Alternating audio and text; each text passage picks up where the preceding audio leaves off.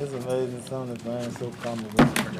People get upset. You know you're doing a good thing. I wonder who that was. Yep. What were you in? He didn't want to get out of the pool. I don't blame him. Crawling in the pool about 3 days.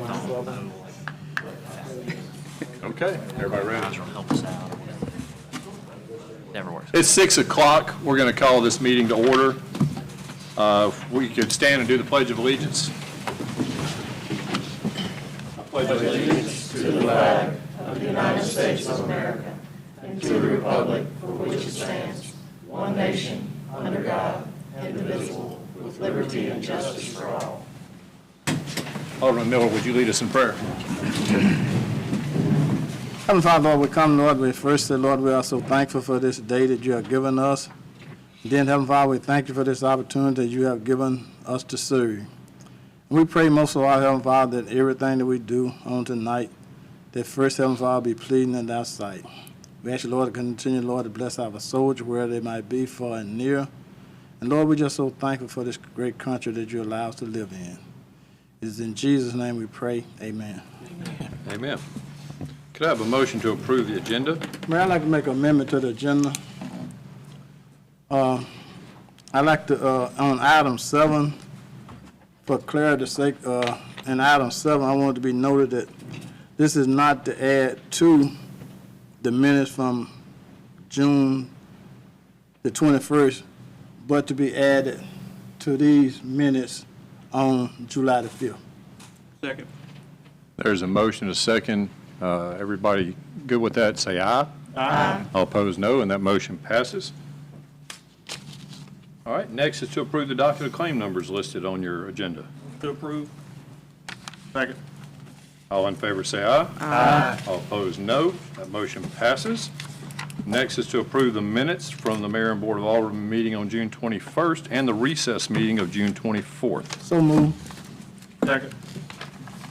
A motion and a second. All in favor say aye. Aye. All opposed, no. That motion passes. Next is the request to add the email dated June 22nd from Alderman Wicker to the minutes of tonight's meeting. So moved. Second. A motion and a second. All in favor say aye. Aye. All opposed, no. That motion passes. And next, we will call up our auditor. We put him first on the agenda because he's got a long drive back. So tonight we're going to accept and approve, hopefully, the fiscal year 20 audit that we've been working so diligently on. If you could walk the board through that, I'd appreciate it.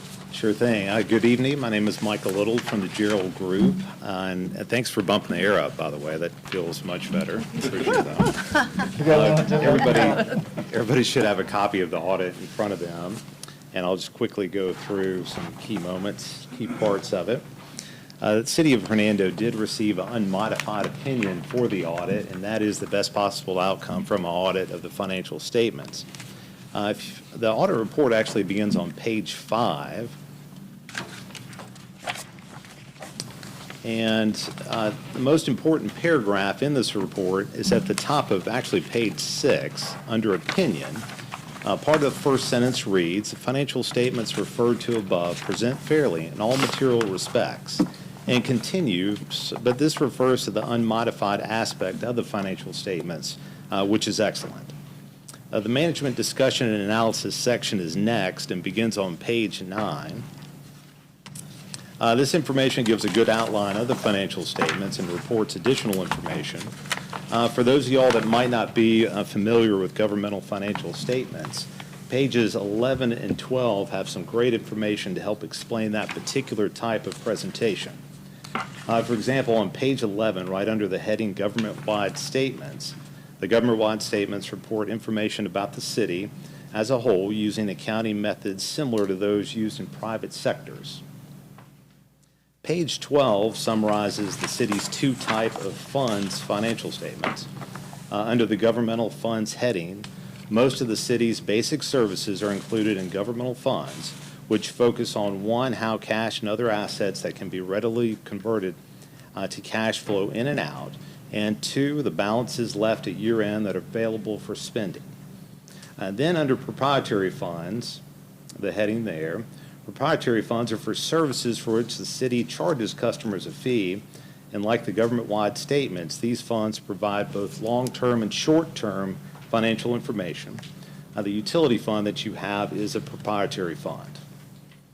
The government-wide financial statements begin on page 19 with the statement of net position. As mentioned earlier, this presentation includes all long and short-term financial information for the city. I wanted to point out a couple of things on this page. Cash increased from the prior year, now this is going back to 2019 to 2020, by almost $542,000, so the city's total cash at year-end was $5.697 million. Another section right before liabilities is deferred outflows of resources, and that includes a line item deferred outflows related to pensions. This resulted from a new accounting standard in 2015 intended to present more detail about PERS and each municipality's proportionate share of the unfunded pension liability. This has had a significant impact on the city's financial statements. As you can see further down under liabilities, the pension liability for the city is about $21.65 million at September 30th, 2020. This is explained in more detail later on in the notes if you wanted to look more into that. The city reduced their total debt by almost $963,000 from 2019 to 2020. And then page 20 is the statement, actually the government-wide statement of activities. And this is a pretty important statement for the city, so I wanted to kind of break this down for those of y'all that are new to the board that maybe haven't looked at this before. The statement does a good job of summarizing the results of the city's operations or a change in net position for the year.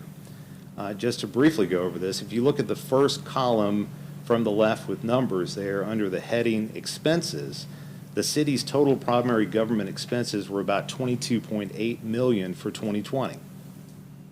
As you move to the right, there are different revenue columns under the heading program revenues, such as fines and charges for services or operating and capital grants and contributions. Those program revenues total to $13.64 million. If you continue to the far right column and down to the middle of the page, you will see net total of the city's expenses and program revenues, which is a negative about $9.185 million. Continuing further down that far right column, you will see the general revenues come into play that offset the negative net amount. These revenues consist of property taxes, sales taxes, franchise taxes, etc., and total to about $11.94 million. Now, when you factor in these revenues, a negative net amount above of that $9.19 million now becomes a positive, or an increase of about $2.76 million in the city's net position. So there's a lot going on to that statement there, but it really gives some good information there. And really just to summarize the rest of the report, I'm not going to go into too much detail, but the governmental funds start on page 21.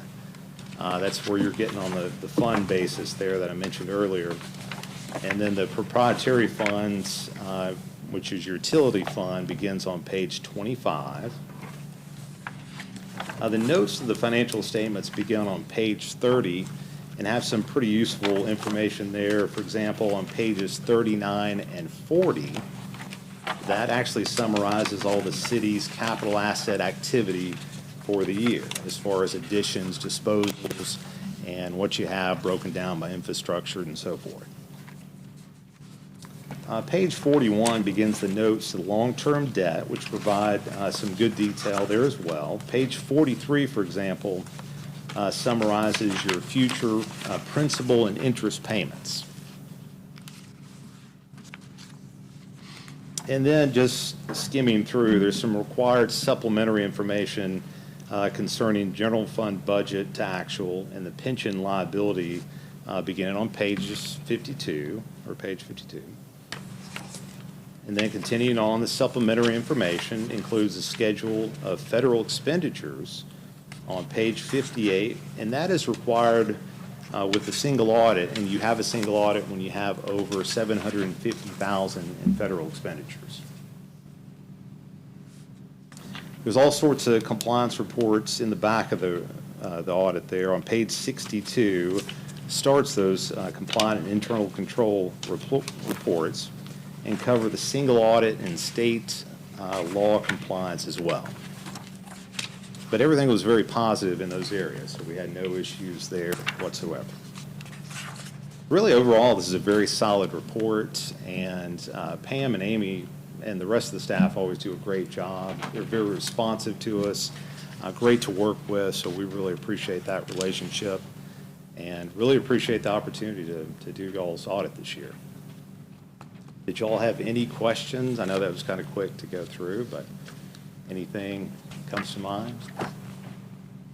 And I know y'all all had it in email form for a little while and had time to look it over. And really, our goal moving forward is to start the 2021 audit in August and really work through, we have a lot of time in August. We're going to try to go start to finish and get y'all back on track. I asked Amy Claire if we could start it tomorrow, and she said she wasn't quite ready for you yet. We can maybe get the confandations going. We're Right. definitely going to get that kind of kicked off here this week. And we know it was a lot of work, and we appreciate all y'all did. Well, thank you. I appreciate it. Anybody want to make a motion to accept and approve this audit? I had a quick question. Yes, go ahead. If you don't mind. Sure. So go into page 41 where you see the notes payable. There's one listed, fire truck 2020, showing a final maturity date of 11/21/19. Is that supposed to be 11/21/29? That's probably an error there. That's probably, yes, 29. Okay. I just wanted to try to Making reflect no that. catch. Yep.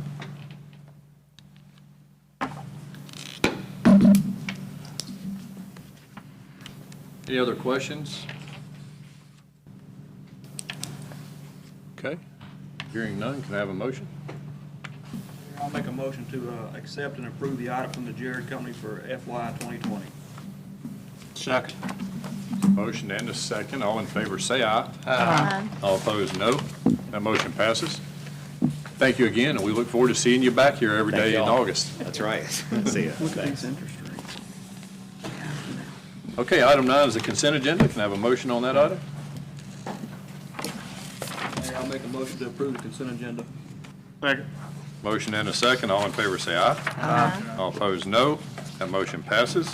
Item 10 is the personnel docket. Motion approved. Second. Motion and a second. All in favor, say aye. Aye. All opposed, no. And that motion passes. Item 11 is Ms. Drake with the House of Grace to request a donation for the fiscal year 23 budget.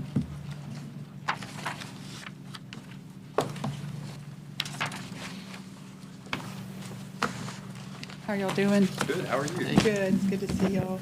I appreciate y'all letting me come and present the House of Grace. I'm the executive director. I don't know if you know about the House of Grace, what it is. I've got some pamphlets to give out, and I've got some business cards.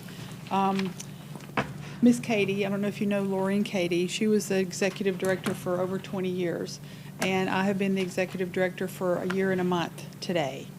So I wanted to tell you a little bit about myself and then a little bit about the House of Grace so you kind of know more about it. And if anyone ever wants to come to the shelter and take a tour, I would be more than happy to have y'all over and show you the shelter. It is a hidden shelter. They say it's hidden in plain view. Can y'all hear me? Yeah. Okay. It's actually an older house. We can house up to 3 families. We are COVID full. We have 3 bedrooms that we can put a family in. We recently had a family with a mom with 7 children. So we got 8 beds, including some bunk beds in one room. And now we are full. We've got a mom and her 9-month-old. We have a lady, she moved here. She just speaks French, so I've learned how to use the Google Translate. So if anybody wants to use that, let me know. And then we have another lady that's in our shelter. So we are COVID full. Used to, we could put different families in a room that held 5 beds. We could put 5 people in it from different families. But now the government says you can only have 1 family in each room. So that cuts down a little bit of how many clients we can have, but we can have up to 12 clients. So we are a Christ-centered organization serving victims of domestic violence. We serve men and women and their children. Our vision is to continue to have the House of Grace where we are. It's a smaller facility. Our goal is to pay that building off, and we're going to be able to do it. We just don't know how yet, because that's an emergency shelter. You can stay 30 to 45 days. The goal is to get a bigger facility so we could have that as transitional housing where they could stay longer, because it really takes longer than 30 to 45 days to get your life kind of together and move on. We have everything we have are free services. We have free counseling, and you don't have to be living in the shelter to get that counseling. We had a lady come in today. She called. She said, I need help legally. And I said, come on. So we also have legal advocates that go to court. So we sat down, we did a crisis sheet on her, and then I said, how can we help you? And she said, I don't know what I'm going to do. This is what happened to her abuser. She got beat up. He broke her arm. She had to have surgery, and now she's kind of saying, I don't want to go to court alone. Will you help me? And I don't know if any of you have ever had to be in court, but it's scary. And so years and years ago, I was in her position. I had that life for 30 years with my two girls. We lived at the House of Grace 7 years ago. So I know a little bit of where she's coming from, and I told her, we're taking this one step at a time, and we're going to help you. So I said, I don't know a lot about what you're asking, so we went over to Justice Court. They talked to us for 30 minutes, and so we're going to go with her tomorrow at 2 o'clock just to walk into court, and, you know, she knows the next step. And that's really all we can do, even in life, is just to know the next step. I've always said, Lord, just give me enough light for the step I'm on. And I just told her, I don't know what you're going to do after this, but you're not alone anymore. And so that's what we do. We support people. It's men, women, and children of domestic violence. My vision is to have something for the children, because we have free counseling. If they come to the shelter, if they're approved, we have 3 meals a day, laundry services, lotions, private, products they might need. We have an office that is behind Justice Court. I don't know if you know where our office is for House of Grace. And we have shampoos and all kinds of things there, and a small food pantry. So we offer that. We did have a thrift store, but financially it wasn't working. So there's a new management at the thrift store, but he still allows our ladies to say, come in if they need anything that we have, you can have it. So we have taken some of our clients there because they've come with the clothes literally on their backs. They don't have a bag, they just have their clothes. So we had a lady that got a job, and she said, I don't have any shoes. So we got her shoes, and she said, none of these fit me. So we took her to Walmart and got her some shoes. So we get these ladies whatever they need, and to be honest, I don't worry about the money. I'm not a big spender. I'm very thrifty. I'm very I'm just very thrifty. But I know God's going to provide the money. I've had people in our organization say, what are we going to do? We only have... And I said, God's put us here to take care of these clients and these ladies and their children. He didn't put us here to help us grow, not to help us with what we need. So I do believe that. We teach these ladies how to get out of a hopeless situation. Is it easy? No. We don't make decisions for these ladies. They have been kind of pushed down in their lives, and they don't have a voice. We try and help them find a voice. I told a lady yesterday, you have a voice. It's up to you. I'm going to tell you what your options are, because we try and help them move ahead with maybe a job or another place to stay that's long term. And she said, okay. So when they come to us, they're broken. Spiritually, physically, mentally, emotionally, and we just try and give them a hand up and say, let us help you. I don't know the answers to everything. When Miss Katie said, I want you to, she said, I've chosen you, I've prayed for 2 years, and God told me it's you. And I just looked at her. And she said, what's wrong? I said, this scares me, Miss Katie. She said, that's good. I said, I can't do this. And I told God, I can't do this alone. So he does walk with us. We are a Christ-centered ministry.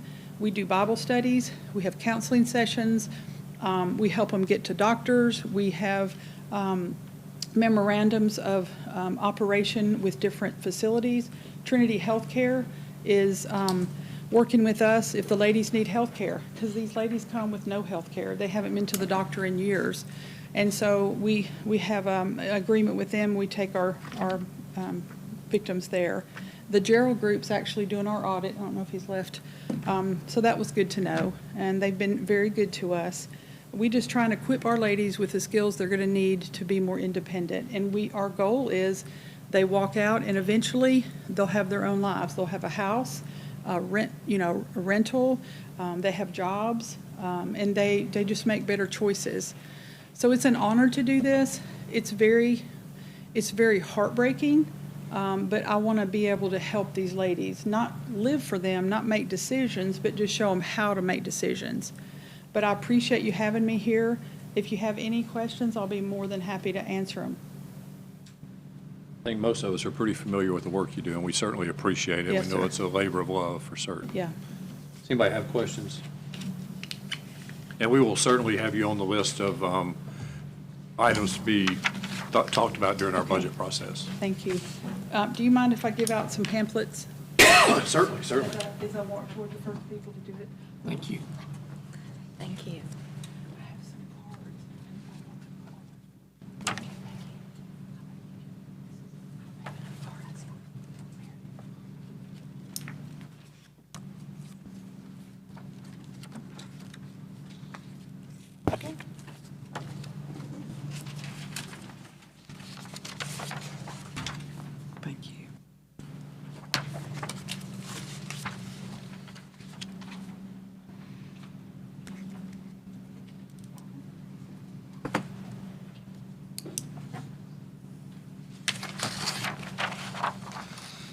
Thank you for being here and letting us know more about the House of Grace. And we'll stay in touch with you through the budget process.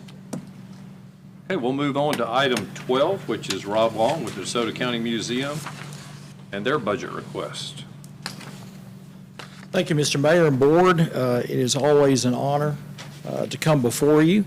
Most of you know what our mission is, not only to preserve our history, but we go beyond the walls. We actively work with the city on many things. You may have seen the historic carriage rides that we do. Every year, thousands of people learn about the history of Hernando and DeSoto County. We work hand in glove with GIA on many projects with the city. We're very proud to be in the county seat. We have been coming before you, I guess, for about 20 years now, 2 decades, and it's just an honor for me to serve in the capacity that I do as curator. We had, for example, a family this past Saturday from India. We had never had anybody from India before. But what thrills me the most, and we get a lot of people off the interstate from foreign countries and the Memphis area, but it's the local people who are starting to realize what we have, the vast resources we have. I help many people, not only with family research.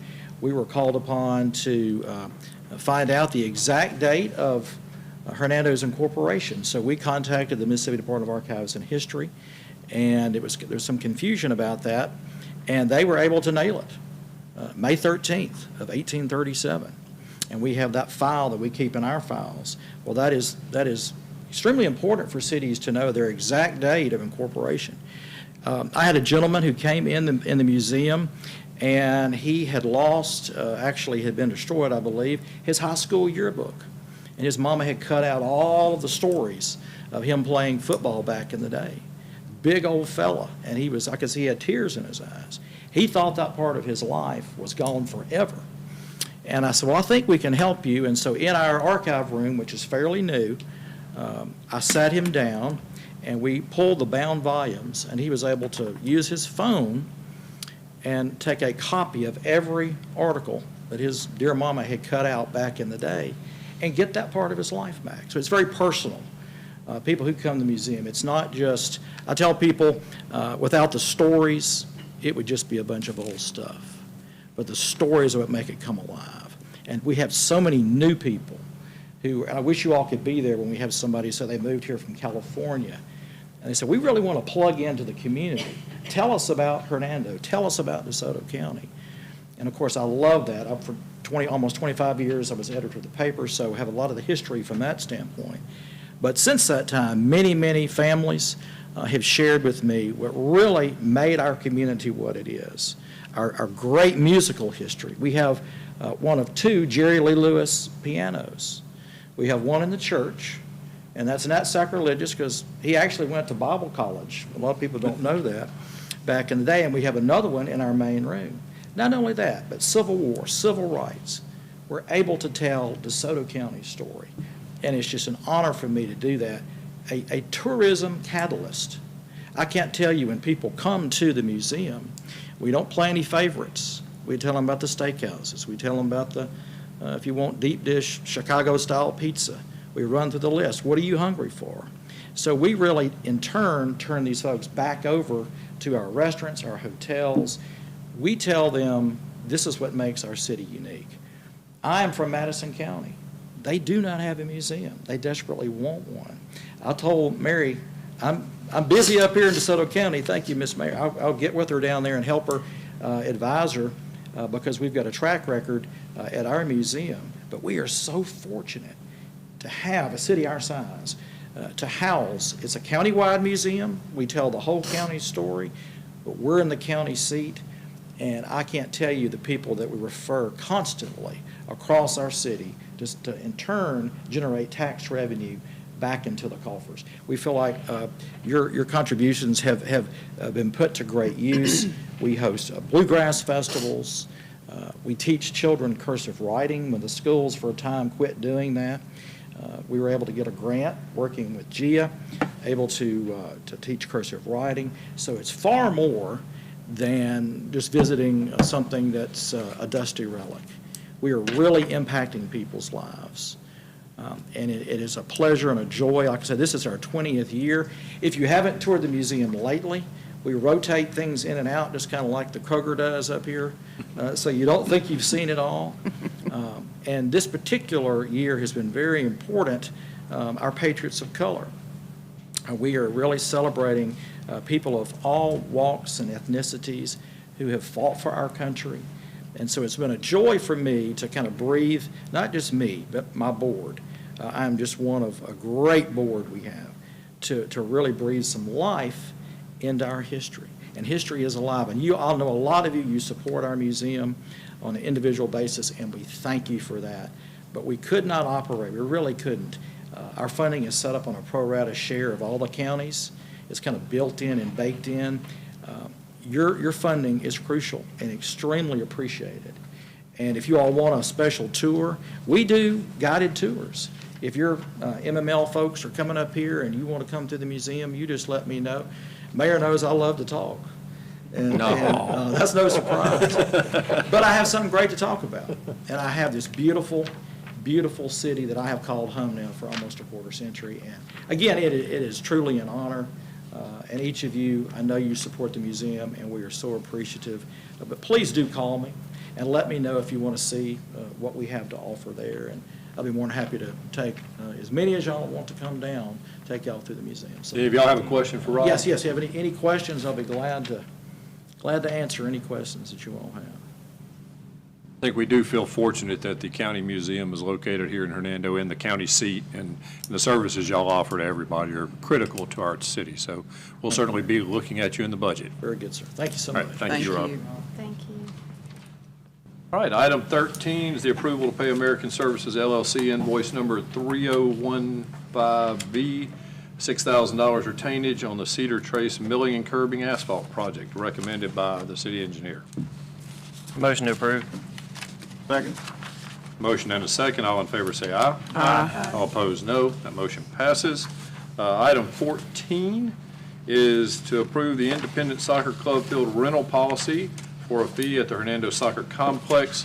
The city attorney has reviewed the policy, and I think the impetus behind this was we had one soccer group rent it from us last year, but others were asking, so we thought it would be just the right thing to do to have a policy that's fair to all of them. And if y'all have questions, Jared is here to answer those. So move. Second. Motion and a second. All in favor say aye. Aye. All opposed, no. That motion passes.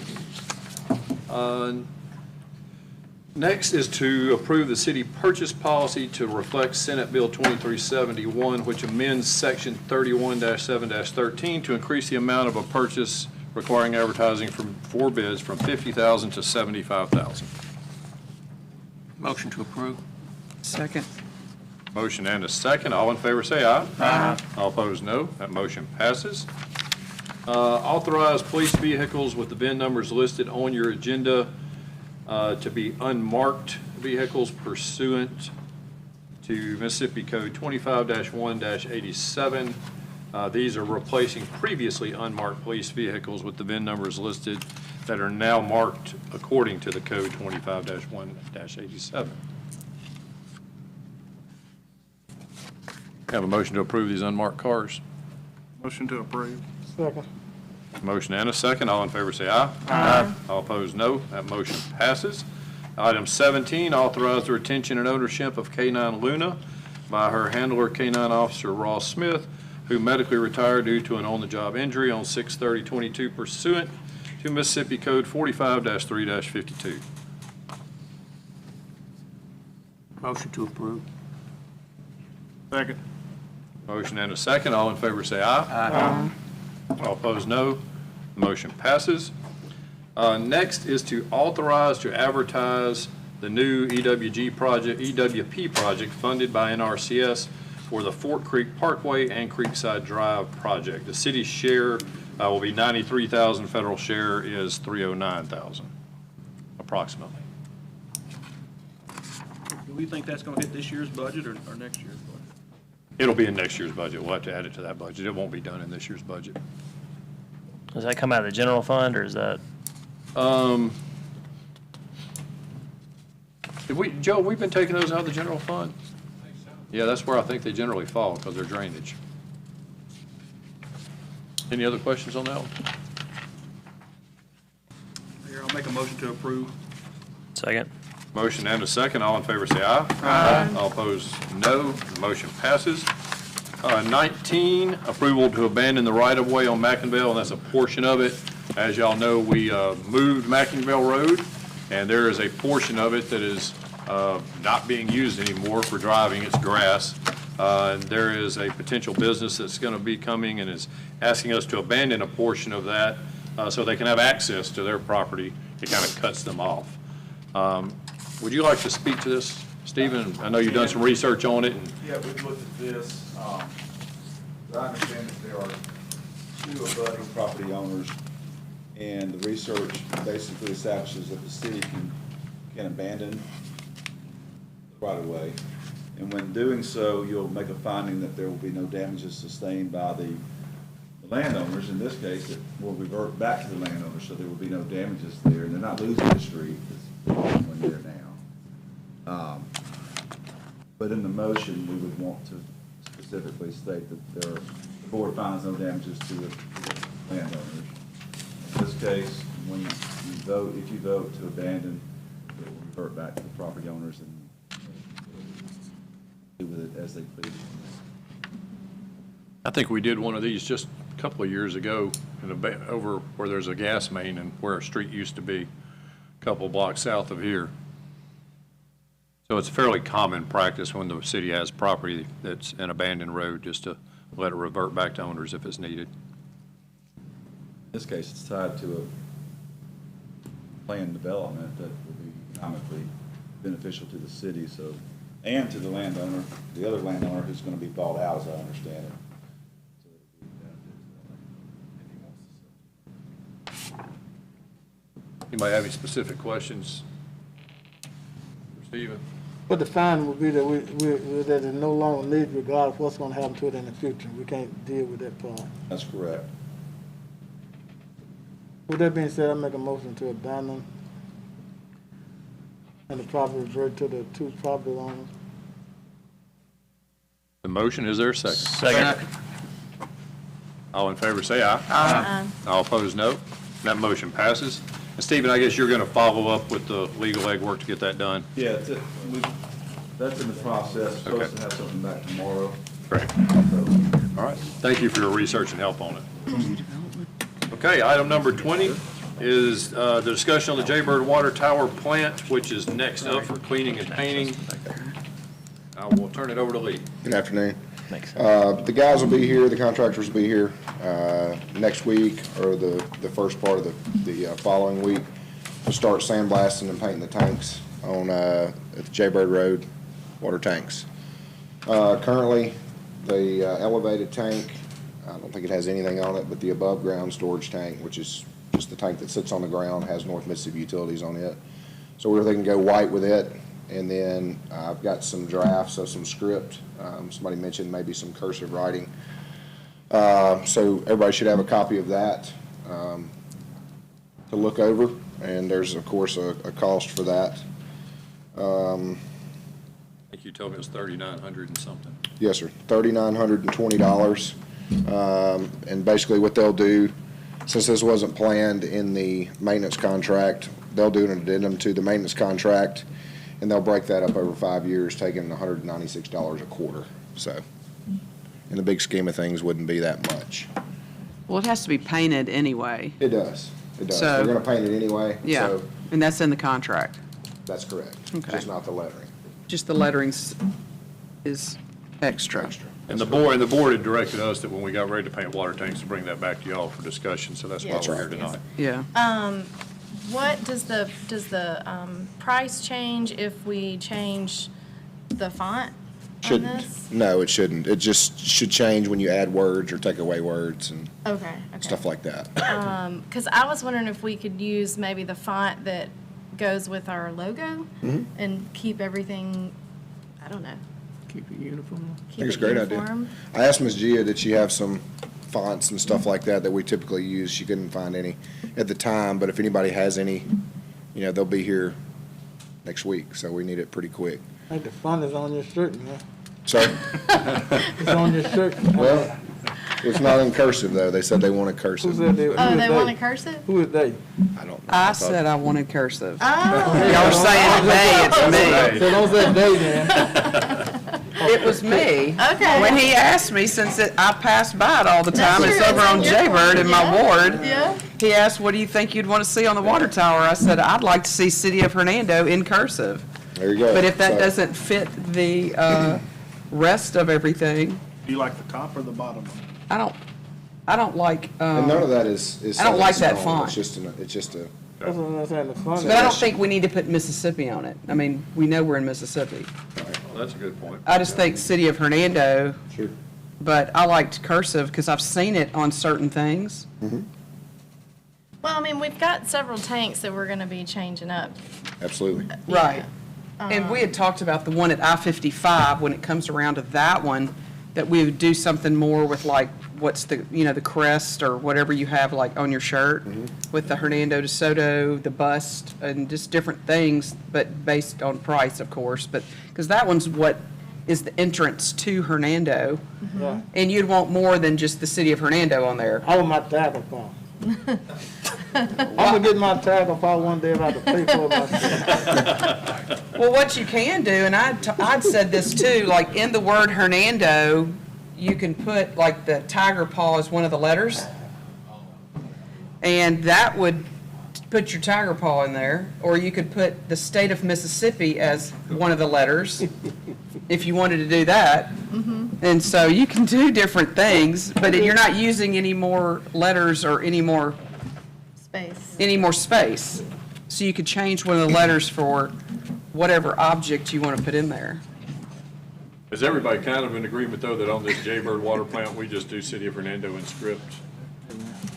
And maybe, since Natalie used to be in this type business, maybe Natalie and Gia can pick the font together. Is that okay with everybody? It's perfect. I'm volunteering you, Natalie, because Okay, you all brought it right, up. all right. Well, just- I'll I get mean, you with have Jen. expertise in it, you know? I like a little more cursive, Okay. but I mean, we can look at it. All right, so when do you need it by? I would say within 2 weeks minimum, because it's going to take them a while to sandblast the tank and stuff like that. But And drain I'm it. ignorant on this. I don't know if they get a ladder and put it up there and hand paint the Hernando, or if it's a vinyl decal. I don't know. Yeah. So just get with me as soon as you can. Okay. I know it's not included in this, but just something for you guys to think about. No, but I'll- So late fall, early spring, they will be doing the tank on East Parkway. That one will be next. I-55 one, That's yeah. correct.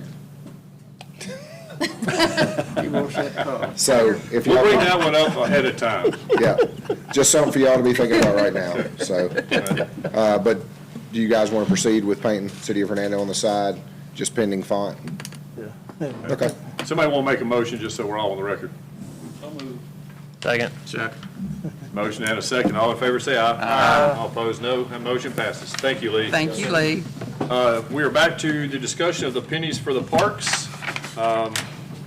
We are down to two final options that y'all have all had sent to you by Henry, and he's here to have a little bit of discussion and see which one y'all want to move forward with.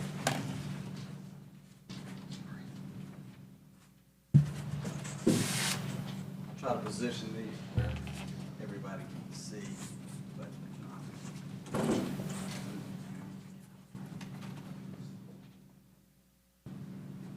is that okay? You want me to push them forward? I'm fine. Everybody okay? All right, great.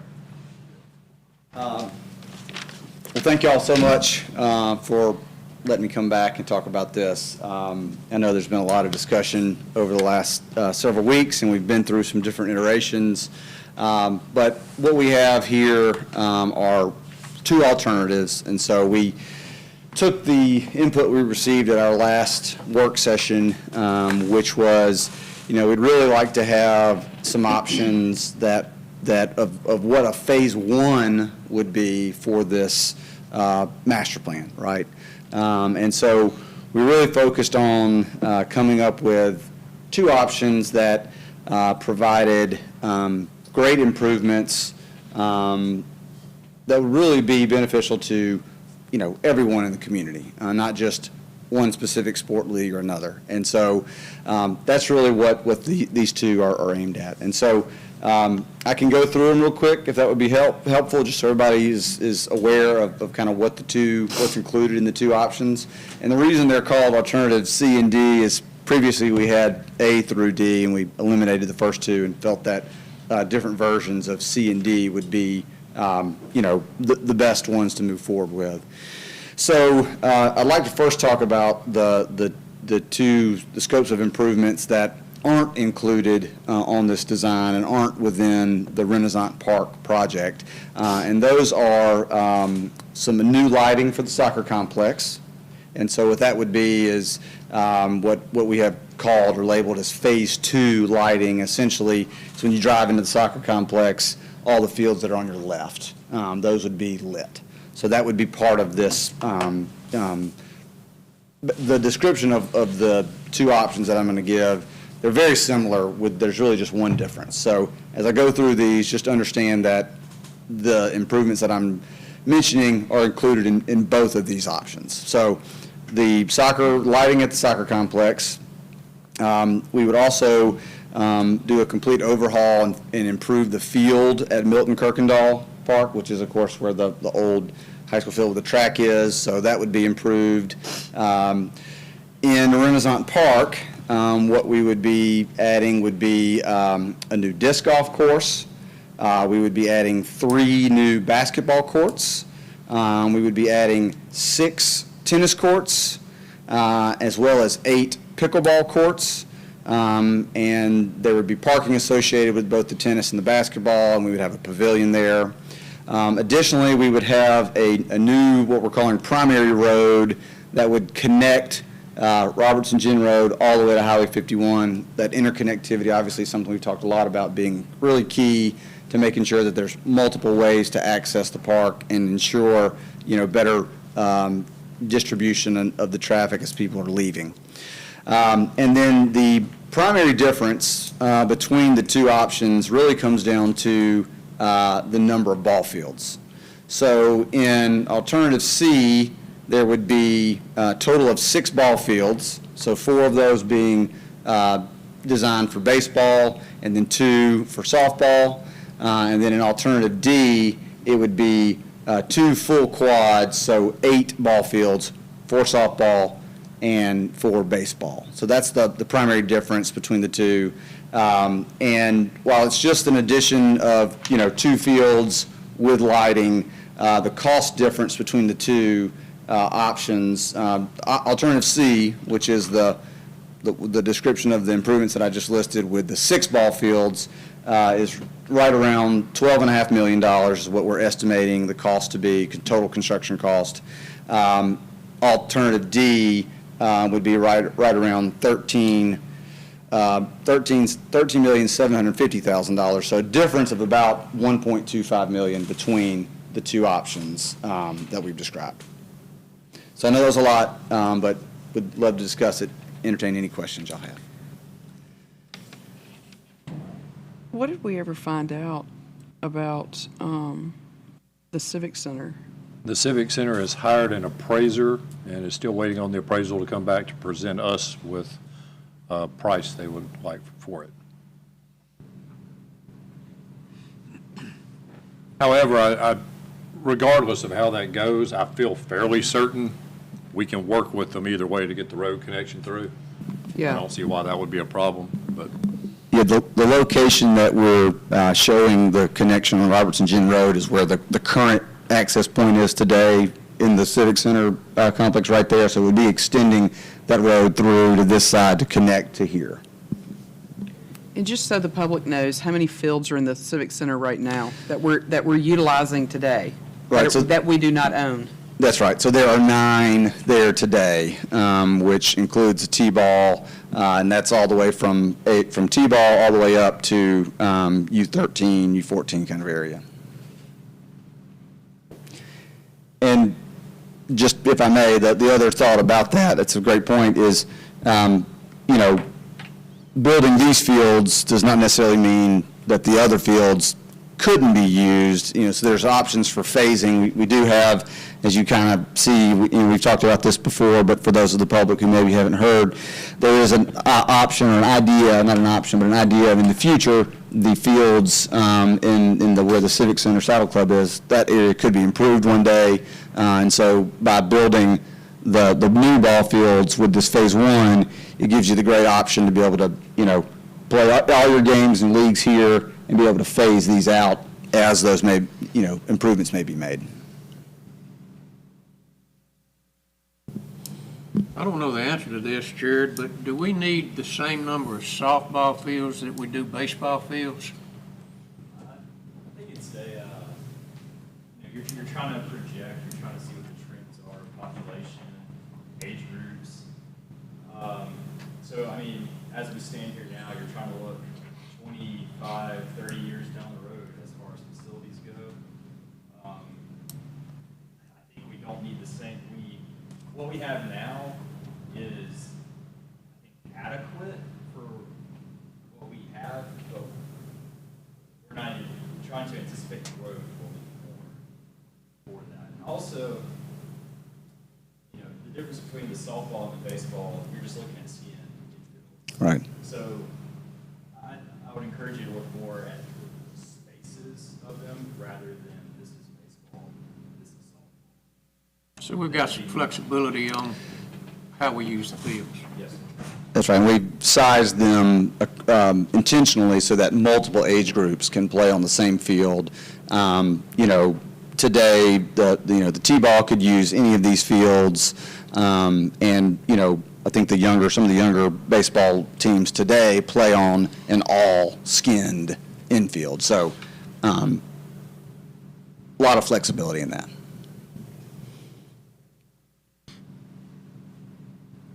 Any of y'all have a feeling for which option you're leaning towards?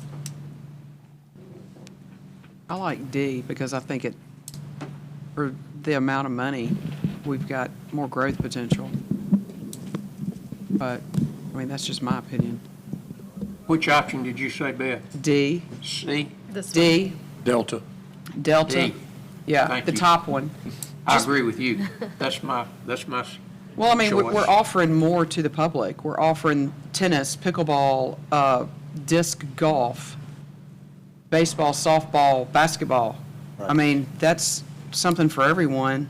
Right, and the improvements at the soccer field. And the improvements at the soccer field in Kirkendall. And the football field, We're so- able to offer more and even open up like lacrosse or whatever, like we had talked about there by improving those fields. painting the goalposts, things like that. I think it's a longer term just for the difference in money over that many years. I think it's a longer term fit, but that's just my opinion. Henry, the only difference is the two baseball fields, right? Yeah. And the lighting and all the associated things that go with it. That's correct. So if we got down the road with alternative D and the money, we could always switch to alternative C fairly easy. Yes, and that's, I think, a great point is that the entire master plan that's designed has been done in a way that it can be phased in a very intentional manner. For I'm sorry, Mr. clarification, Miller. C is the one at 12.5, correct? That's right. And D is the one at 13.7. 7.5. Right. So why would you want to switch to C down the road as you do D?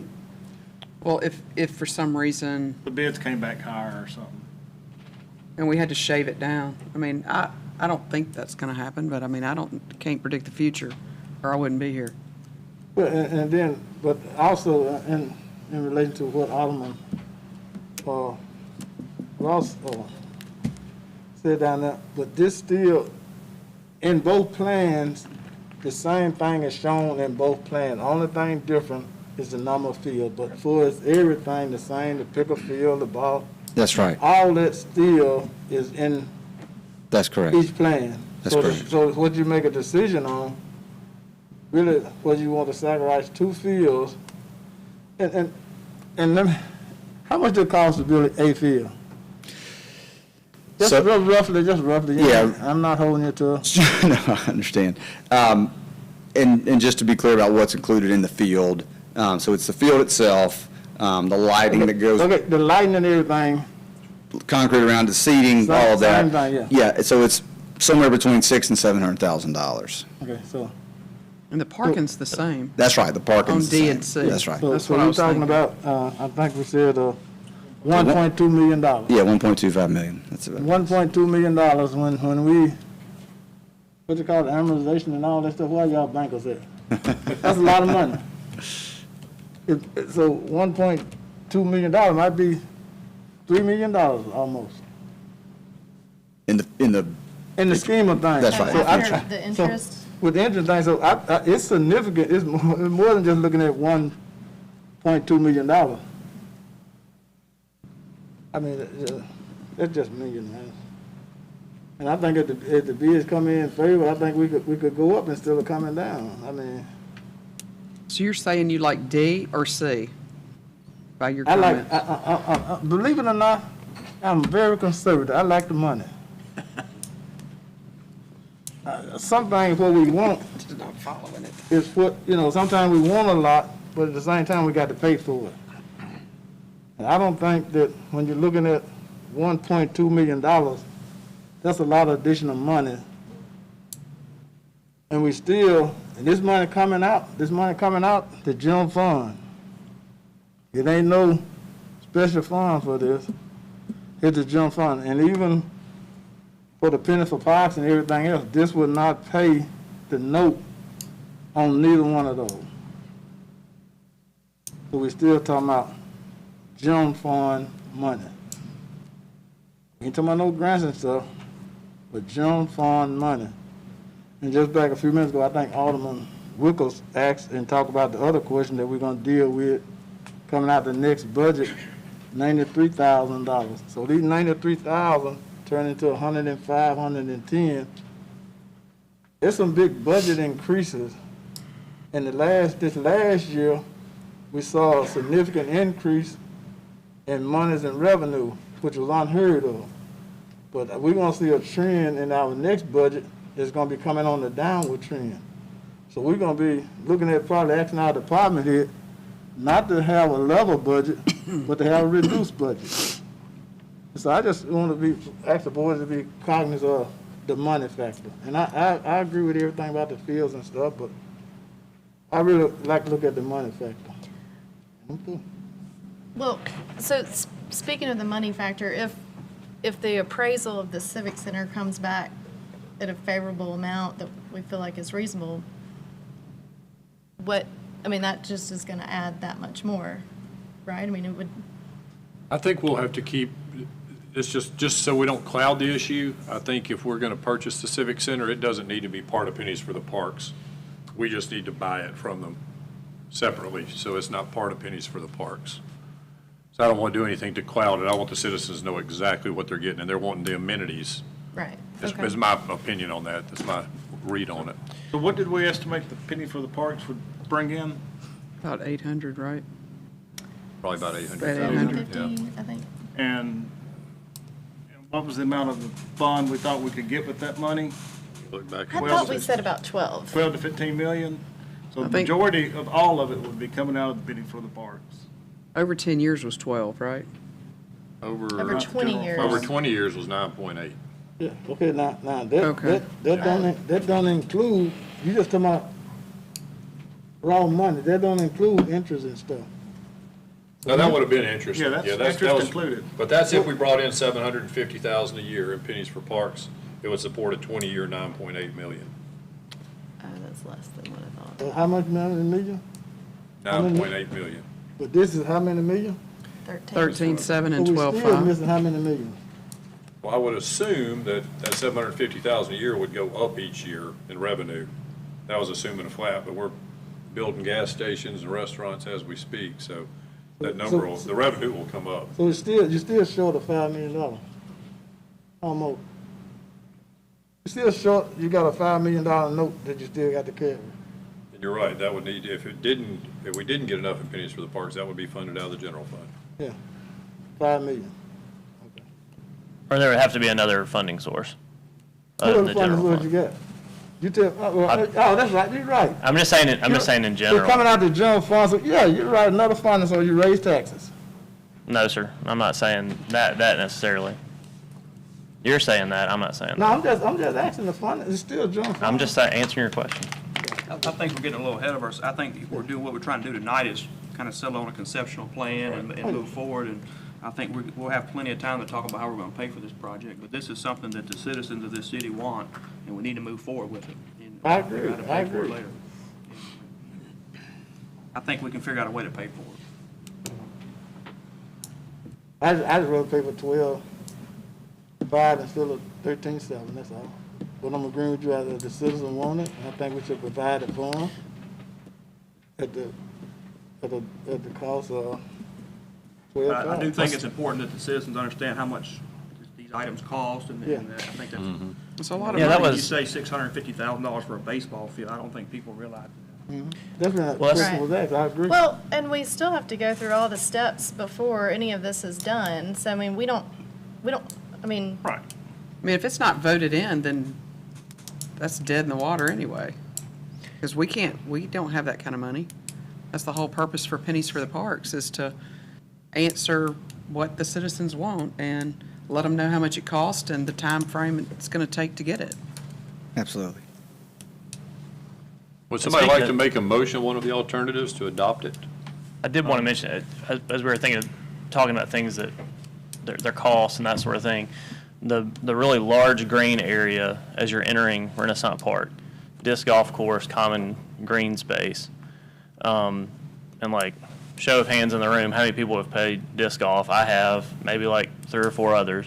So people may not see that as a valuable amenity, but the costs associated with it are what? It's very minimal. So the area that you see up here in green on the top largely is just going to be left untouched the way it is today, which is beautiful for those who maybe haven't been out there recently. The trails, there's all kind of nature and things out there. But the cost to just put in the disc golf course is around $30,000. So it's a drop in the bucket on the scheme of the prices, the dollars we're talking about.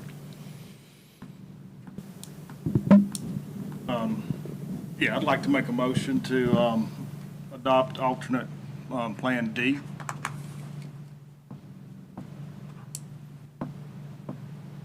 Is there a second? Second. All in favor, say aye. Aye. All opposed, no. The motion passes.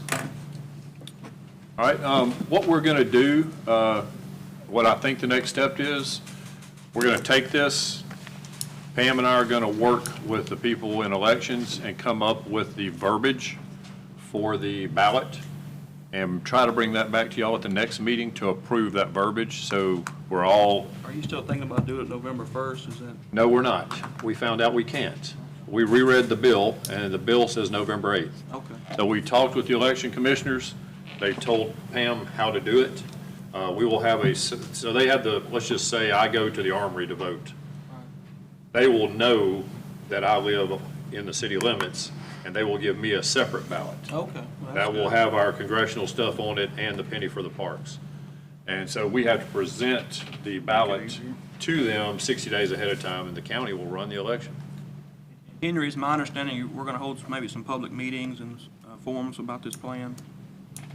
Yeah, thank you for asking that. So we have one more step in the documentation that we're going to prepare. So the next kind of final step for this master plan phase is we're going to create some three-dimensional images. We're going to fly our drone out there and kind of be able to show, here's what it looks like today, and then we'll be able to show you a picture of here's what it's going to look like once the improvements are made. So that'll really kind of help round out the material we have to kind of show the vision. And then from there, I think that's really the most important part is how we get the message out. And yeah, I think through public meetings and, obviously there's social media, but I think having conversations like this face to face and being able to interact and ask and answer questions would be great. Yeah. Okay. I think we will move on to the next agenda item. Thank you, Henry. Thank y'all. I'll leave this here. Next, can I have a motion for determination to go into executive session regarding police personnel matters? So moved. Second. There's a motion and a second. All in favor say aye. Aye. All opposed, no. The ayes have it, motion passes.